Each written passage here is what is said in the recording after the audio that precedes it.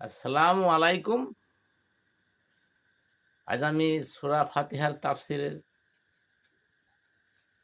চতুর্থ পর্ব ব্যাখ্যা করব।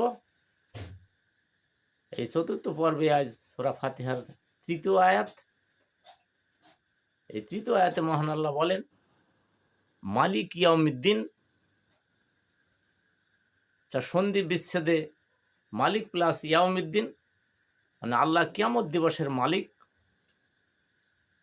এই কিয়ামত সম্বন্ধে সূরা ওয়াকিয়া, সূরা জিলজাল, সূরা কারিয়া, সূরা ইনফিতার, সূরা তাকবীর, সূরা ইনশিকাক, সূরা গাশিয়া, এগুলোতে কিয়ামত সম্বন্ধে বলা হয়েছে যে সেদিন সমস্ত পৃথিবী ধ্বংস হয়ে যাবে, পাহাড়গুলো তুলোর মতো উঠতে থাকবে, মানুষ বিক্ষিপ্ত হয়ে দলে দলে বের হবে এবং মানুষের অনুপরিমাণ সৎ কাজও তাকে দেখানো হবে, অনুপরিমাণ অসৎ কাজও তাকে দেখানো হবে এবং যাকে আমলনামা ডান হাতে দেওয়া হবে সে সুখ স্বাচ্ছন্দ্যে বেহেশতে প্রবেশ করবে এবং যার আমলনামা পিছন দিক থেকে দেওয়া হবে সে তার দুর্ভাগ্যের জন্য বিলাপ করবে। মানুষ তিন শ্রেণীতে বিভক্ত হবে। অগ্রবর্তী থাকবে, তারা থাকবে নাইম নামক জান্নাতে তারা প্রবেশ করবে।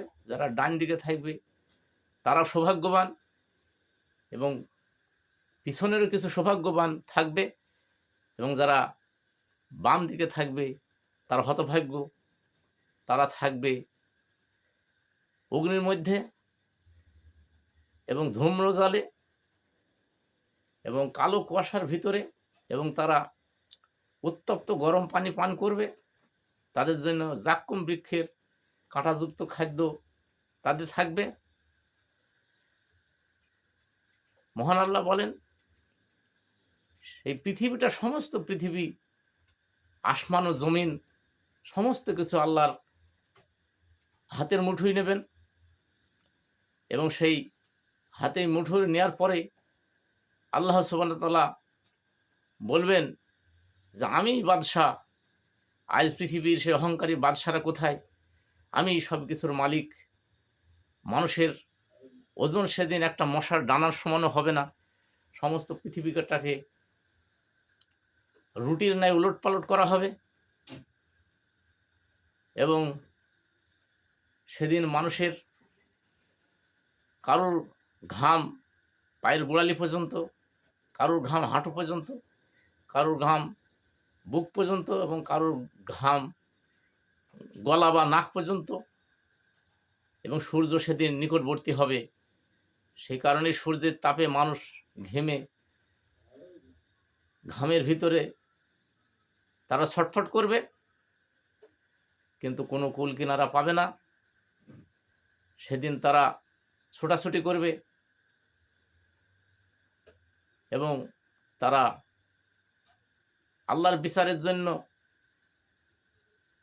তারা আদম আলাইহিস সালাম কাছে যাবেন, কিন্তু আদম আলাইহিস সালাম বলবেন যে আমি পারবো না, আজ খুব আল্লাহ রাগান্বিত। বিধায় এরকম রাগ অবস্থায় তাকে আমরা কোনোদিন দেখিনি।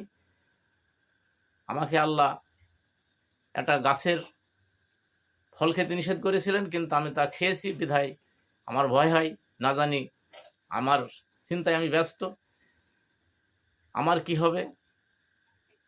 তাই আপনারা সব নূহ আলাইহিস সালামের কাছে যান, তিনি প্রথম রসুল। সবাই তখন তার কাছে যাবে, সে বলবে যে না, আল্লাহ খুব রাগান্বিত, আমি পারবো না, আমার ভয় হয়, না আমার কি হবে। তারপরে বলবেন তোমরা মূসার কাছে যাও, তখন সবাই মূসার কাছে যাবে। মূসা আলাইহিস সালাম বলবেন যে না, আল্লাহ খুব রাগান্বিত, আমার ভয় হয়, না আমার কিছু হয়, আমি একজনকে হত্যা করেছিলাম। তোমরা ঈসার কাছে যাও, ঈসাও সেই একই কথা বলবে যে না, আল্লাহ রাগান্বিত, আমার জন্য আমি চিন্তায় আছি, তোমরা মোহাম্মদ সাল্লাল্লাহু আলাইহি ওয়াসাল্লামের কাছে যাও, তিনি আখেরি নবী, শেষ নবী। তখন সকলে নবী মোহাম্মদ সাল্লাল্লাহু আলাইহি ওয়াসাল্লামের কাছে যাবেন। তিনি তখন আল্লাহর কাছে সেজদায় পড়বেন এবং আল্লাহ বলবেন যে, হে মোহাম্মদ, তুমি মাথা উঠাও, তুমি যা চাও তাই আমি দেব, তুমি বলো তুমি কি চাও। তখন মহানবী সাল্লাল্লাহু আলাইহি সাল্লাম আল্লাহর কাছে সমস্ত মানুষের জন্য, তার উম্মতের জন্য বিচার দাবি করবেন যে, হে আল্লাহ, আপনি তাদের বিচার ও ফায়সালা করে দিন, তারা খুব কষ্টের মধ্যে আছে। তখন আল্লাহ সবারই বিচার ফায়সালা করে দেবেন এবং বলবেন, আজ মানুষের পালাবার কোনো জায়গা নেই, আজ আমি মালিক, সমস্ত বিচার দিবসের মালিক, এবং আমি বাদশাহ। দুনিয়ার সেই অহংকারী বাদশারা কোথায়, যারা নিজেকে বাদশাহ বলে দাবি করত এবং অহংকার করত। আল্লাহ সেদিন এই কিয়ামত দিবসের মালিক হবেন।